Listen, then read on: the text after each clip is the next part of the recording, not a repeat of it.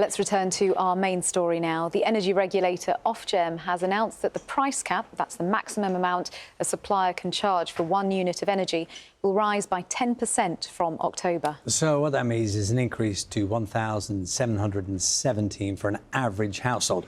Use more, obviously, use more energy and your bills will be higher. Let's speak now to the Chief Executive of Ofgem, Jonathan Brearley. Thank you very much for your time this morning, Mr. Brearley. You'll be well aware, people very interested in these rises. Do you want to just take us through the basics of the increases that you've outlined?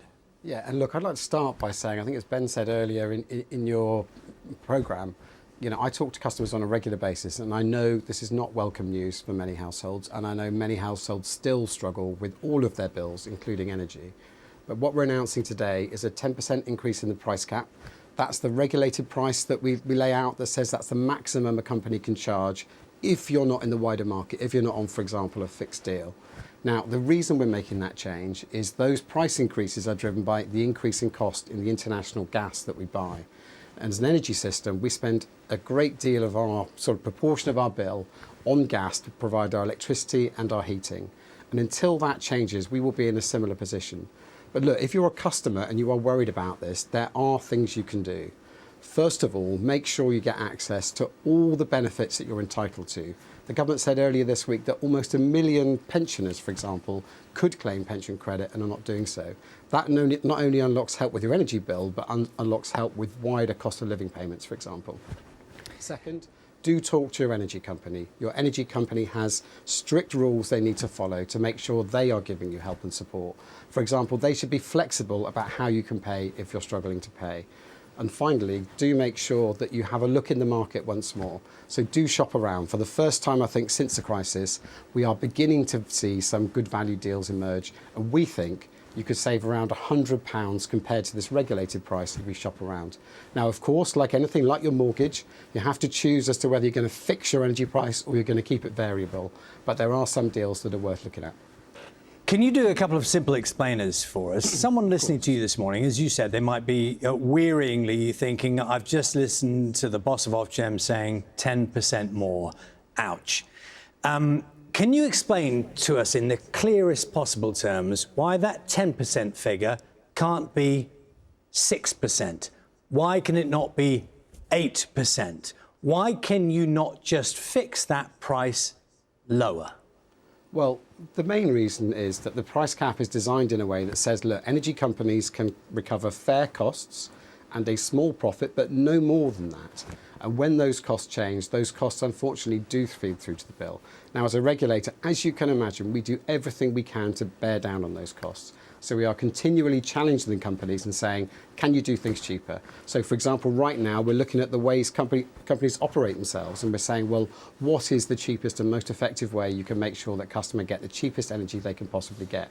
But the truth is, when something happens internationally, in the international markets, across the world, the gas price goes up, then that unfortunately gets fed through to our bills. And the truth is that will continue to happen until we build a new energy system.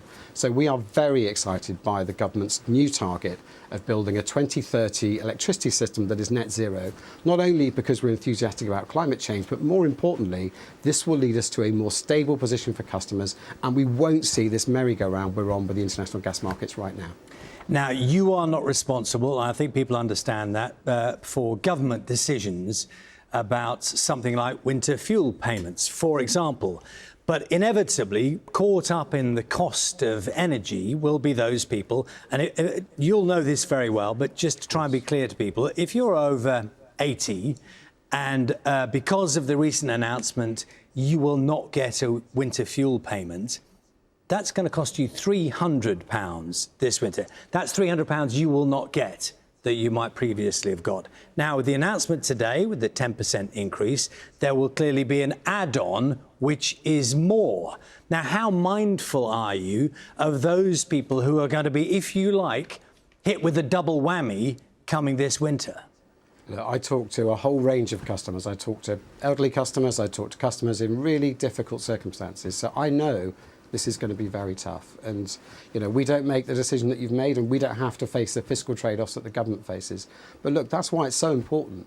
If you think you might be entitled to pension credit, if you think there's a chance, then please do talk to the government and see if you're entitled to that, because that gets you that winter fuel payment again. It also gets you access to further help and support, and actually much bigger support on the cost of living. The fact that 880,000 people aren't claiming is really important. There's 880,000 people out there who could do a lot better, and that's what we want to promote and make sure people understand. More broadly, though, your point is right. As we go through this transition, as we change that infrastructure, there are going to be a group of people that continue to struggle while we remain subject to the gas price. All of us, government, Ofgem, the sector, and consumer groups need to work as hard as we can to protect those vulnerable groups. We have high expectations of the industry. We are implementing rules and following up those rules to make sure those rules are followed, but there is more for all of us to do, and that includes the regulator and that includes the government. One of the fixed costs is the standing charges. We've spoken many times about this in the past. People are increasingly frustrated, sometimes angry about the fact that that's not changing. So typically, correct me if I'm wrong here, 60p a day for electricity, 31p a day for gas. That's a standing charge. You pay it anyway. Are you changing that? If not, why not? Well, today we have basically a consultation that sets out the choices. So we're now saying, here's how we could change it. And in a sense, we've identified the two big parts of the standing charge that are driving up those costs. One is the operating cost, the way the companies run themselves, and the second is a cost of the network. Now, what we're saying is we can make a change. We've laid out a series of options to do so. But look, if we do so, the problem that we still have, that we want to talk to the government and the sector about, is there are a group of people who have high energy needs. So when we move from that fixed rate to that unit rate, their energy bills go up. So we could be making some of the people who struggle the most with their energy bills worse off. And again, that's a conversation we want to have together. We understand the strength of public feeling. We have absolutely heard the 30,000 to 40,000 responses that we got back. And we want to make sure that we respond to that. But in doing so, we don't want any unintended consequences. We don't want to leave some of the absolutely worse off even worse off in the future. And that's a conversation we want to have with the sector and indeed with the government. Do you want to give me a sense of what you say you have, 30 or 40,000 consultations? Is there a theme developing there? Oh, without a doubt, people are saying that they don't like the standing charge as is. Some have asked for it to come down, some have asked for it to be abolished completely. But what we've got to make sure as a regulator is that we are fair to everyone. So, for example, it's not unified amongst the consumer groups that we should do this. Citizens Advice have urged us to be cautious when we think about this, and groups that represent disabled customers have been very clear they're uncomfortable with this. And that's because those charities know that their clients, the people they work for, may well be worse off. So we've just got to tread carefully, but we've got options. We want to talk with them just as widely as we did in the earlier consultation, and we'll be coming out with firm decisions by the end of the year. And can you cast your mind forward, because it's already been reported, you tell me, that the next time that you announce an energy cap, which I think is January, it will go up again. What have you got to say about that? Look, I'd be very cautious about those predictions at this time. So the thing we know about the gas market is that it is almost impossible to predict. And I have seen those predictions be not hundreds of pounds out, but thousands of pounds out for the average customer in the last few years. So all we can say now is we have the price cap today. We will keep doing the work that we do. We will keep bearing down on costs. But I'd be cautious looking too far forward, because right now we simply don't know. But what we you'll can understand, say, Mr. Brearley, if I push you on that one, because Sure. I appreciate you don't know what's going to happen in the marketplace. But those people who are gulping at their 10% rise today might want some reassurance from you that it wouldn't be another 10% in January, or that it might, at best, stay level. What kind of reassurance can you give people? Well, look, I can't predict that future gas price, so I can't say what the price will be in January. But what I do know, the best judgment we have is that this situation of being on the volatile, subject to the volatile gas markets, is something that may last a long time. And that's why we need to work with the government, with the sector, to protect vulnerable customers this winter. But we need something more sustained and more strategic.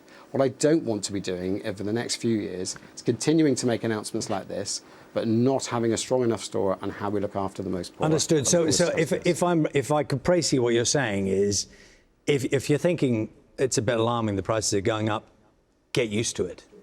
Well, my message is simple, is we are going to be in this world until we build out of it, until we build different infrastructure that gets us a different energy system. What we all need to do is to make the best of the circumstances we're in and look after the most vulnerable customers.